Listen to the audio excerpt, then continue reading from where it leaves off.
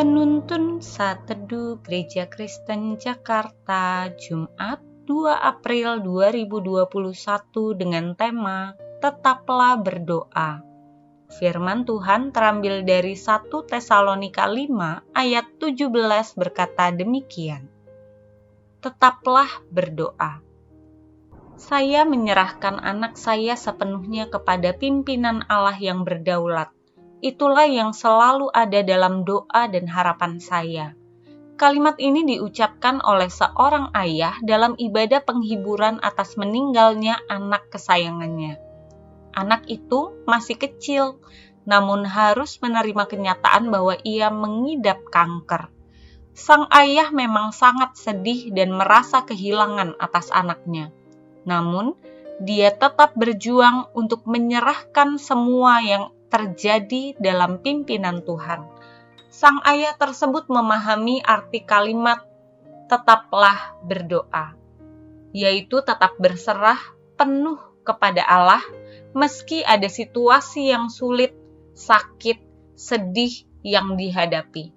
Harapan dan kerinduan diletakkan sepenuhnya kepada Allah saja. Dalam nats renungan hari ini, Rasul Paulus mengingatkan jemaat di Tesalonika untuk tetap berdoa.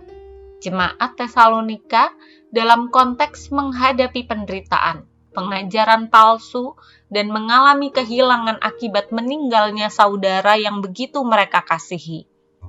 Rasul Paulus ingin kehidupan rohani mereka terus terbangun, walaupun realitas hidup yang sedang mereka hadapi begitu sulit, sakit, dan sedih.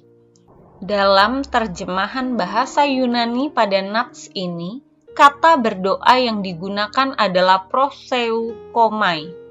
Kata ini tidak dimaksudkan untuk berdoa meminta bagi kepentingan diri sendiri dan ambisi pribadi, melainkan kerinduan, harapan dari dalam hati untuk tetap menyembah dan mengabdi kepada Allah, serta berserah di dalam pimpinan Allah dalam menghadapi, menjalani kehidupan ini. Makna yang lain dari kata ini adalah pertukaran kehendak. Yang diikuti adalah kehendak Allah dan bukan kehendak diri sendiri. Dengan demikian, arti tetaplah berdoa hendak menjelaskan kerinduan hati yang terus-menerus menyembah, mengabdi, berserah penuh kepada pimpinan Allah di dalam Kristus Yesus. Bahkan, merendahkan hati untuk mengikuti kehendak Allah dan bukan kehendak diri sendiri. Kerinduan hati yang seperti ini akan memberi pengertian yang benar dalam menghadapi, menyikapi, dan memaknai berbagai realitas hidup, termasuk kesulitan, kesakitan, kesedihan, penderitaan, dan sebagainya. Sikap hati yang seperti ini selalu akan memandang kepada Kristus dalam menghadapi, menjalani seluruh realitas kehidupan. Saudaraku, tidak salah jika berdoa untuk mengharapkan sesuatu. Namun seringkali keinginan itu telah tercemar oleh dosa dan kehendak pribadi kita. Berdoalah dengan keberserahan dan kerinduan untuk membangun kehidupan rohani kita dalam perjalanan mengikut dan mengabdi kepada Tuhan Yesus. Sehingga keeratan dan kedekatan hubungan dengannya memampukan kita menghadapi berbagai realitas kehidupan ini, termasuk kesulitan, kesakitan, kesedihan, kehilangan, dan sebagainya.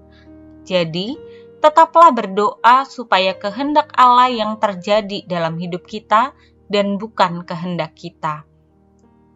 Dengan demikian, Tuhan dimuliakan dalam hidup kita. Melalui perenungan pada hari ini kita bersama-sama belajar, tetaplah berbicara kepada Bapa dalam pahit dan sulit hidup ini, Dia akan memimpin Anda ke dalam kehendak-Nya.